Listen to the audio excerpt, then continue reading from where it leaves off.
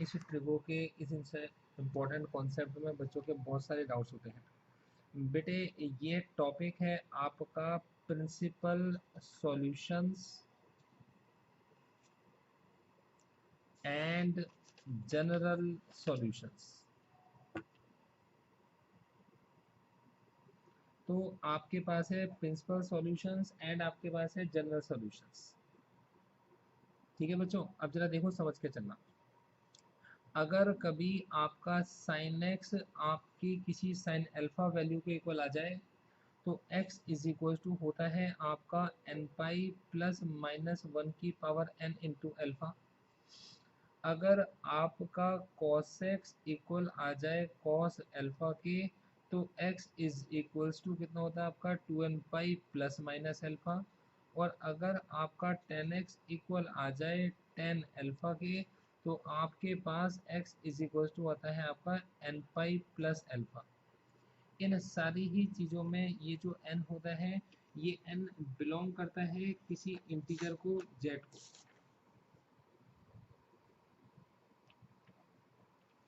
देखो बेटे, इसके साथ ही आपको आना चाहिए क्वाड्रेंट में जाना। तो क्वाड्रेंट में जाने का तरीका समझो बेटे। हमारे पास अगर हम किसी क्वाड्रेंट में जाते हैं तो ये पहला वाला एंगल कहलाता है आपके पास थीटा, जिसकी वैल्यू 0 डिग्री से ज़्यादा और 90 डिग्री से कम होती है।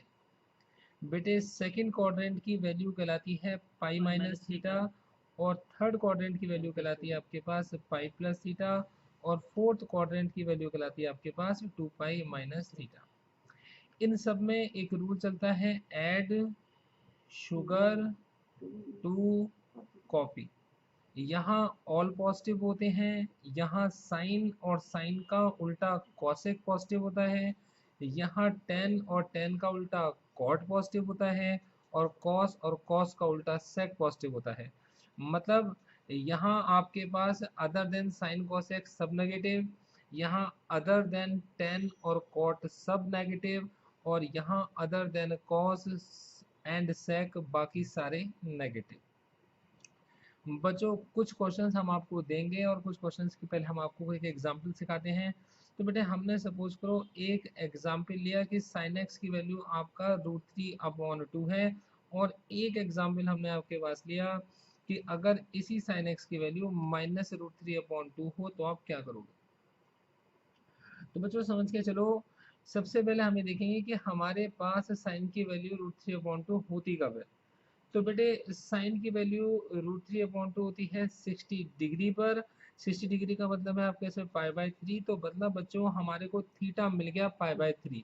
तो बेटे थीटा हमारा π/3 हो गया। साइन हमारे पास में पॉजिटिव है, पॉजिटिव होता है फर्स्ट क्वाड्रेंट में और सेकंड क्वाड्रेंट में। तो देखो बेटे मेरे पास में x की वैल्यू हो गई आपके पास में फर्स्ट क्वाड्रेंट में कितना π/3, और सेकंड क्वाड्रेंट में हो गई आपके पास π-π/3। तो ये जो चीज़ है बेटे ये कहलाती है आपके पास प्रिंसिपल सॉल्यूशन। प्रिंसिपल सॉल्यूशन में पहली वैल्यू को बोलते हैं अल्फा और दूसरी वैल्यू को आप बोलते हो बीटा। अब अगर आप इस क्वेश्चन को देखकर चलोगे तो बेटे साइन एक्स की वैल्यू √3/2 कब होती है आपका 60 डिग्री पर, मतलब थीटा इज इक्वल टू कितना है π/3। लेकिन साइन एक्स आपके पास है नेगेटिव। तो बच्चों साइन की वैल्यू नेगेटिव देखो कब होती है, तो साइन यहाँ भी पॉजिटिव है यहाँ भी पॉजिटिव है, थर्ड क्वाड्रेंट में और फोर्थ क्वाड्रेंट में साइन की वैल्यू होती है आपके पास नेगेटिव। इसका मतलब है कि मेरे पास में ये जो x होगा ये या तो थर्ड क्वाड्रेंट में होगा पाई प्लस π/3, या फिर फोर्थ क्वाड्रेंट में होगा 2 पाई माइनस π/3।